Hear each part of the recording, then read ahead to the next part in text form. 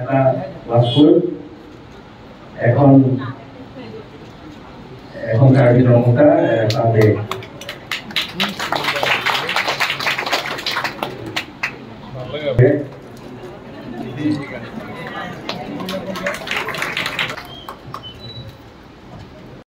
মানে অসম সুৰক্ষিত হোৱা এই কথাটো মনত ৰাখি আপোনালোকে আগবাঢ়িব লাগিব আৰু মই ভাবোঁ যে আমাৰ আপোনালোকৰ চেষ্টাক সকলোৰে মিলিত প্ৰচেষ্টাক আমাৰ কৃতমূলক নিশ্চিতভাৱে ঘূৰি আহিব মই আৰু বিশেষ নকওঁ আপোনালোকে ইমান মৰম কৰিলে আপোনালোকক বহুত বহুত ধন্যবাদ জনাইছোঁ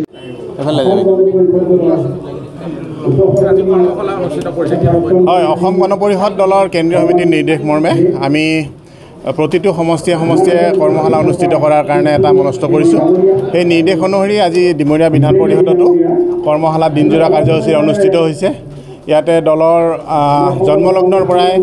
দলৰ বিভিন্ন ক্ষেত্ৰত দলে কৰা কাম বা বিভিন্ন ক্ষেত্ৰত দলে দুবাৰকৈ চৰকাৰ কৰি চৰকাৰত কি সমূহ ভাল কাম কৰিছিলে সেই তাৰ উপৰিও বিভিন্ন দিশত বিভিন্ন সাংগঠনিক দিশত তথা আগন্তুক যি পঞ্চায়ত নিৰ্বাচন আছে পঞ্চায়ত নিৰ্বাচনৰ বাবে দলে আজি কৰ্মশালা অনুষ্ঠিত কৰিছে ঠিক আছে ডিমৰীয়াৰ ৰাইজৰ কাৰণে এটা স্মৰণীয় দিন আৰু এই দিনটোতে আপোনালোকে দলীয় সভা অনুষ্ঠিত কৰিছে ভাল লাগিছে আপোনালোকে জানে যে সমষ্টিৰ পুনৰ্নিৰ্ধাৰণৰ পাছত দিছপুৰ বিধানসভা সমষ্টিৰ পৰা বাদ আহি এটা নতুন সমষ্টি হ'ল ডিমৰীয়া সমষ্টি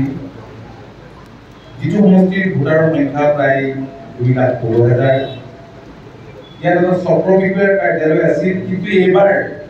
আপোনালোকে জানে যে সমষ্টি পুনৰ্নিৰ্ধাৰণৰ পাছত প্ৰশাসনত ব্যাপক সংস্কাৰ আনি মাননীয় মুখ্যমন্ত্ৰী ডক্টৰ হিমন্ত বিশ্ব শৰ্মা ডাঙৰীয়াই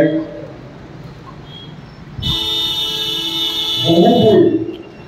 সমজিলা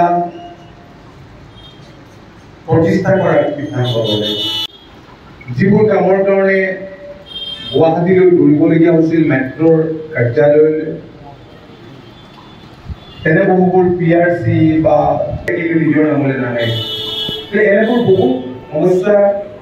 দূৰ কৰাৰ কাৰণে আইনী সুবিধাটো পাব প্ৰশাসনক ৰাইজে ওচৰলৈ পাব এইটো এটা ডাঙৰ সুবিধা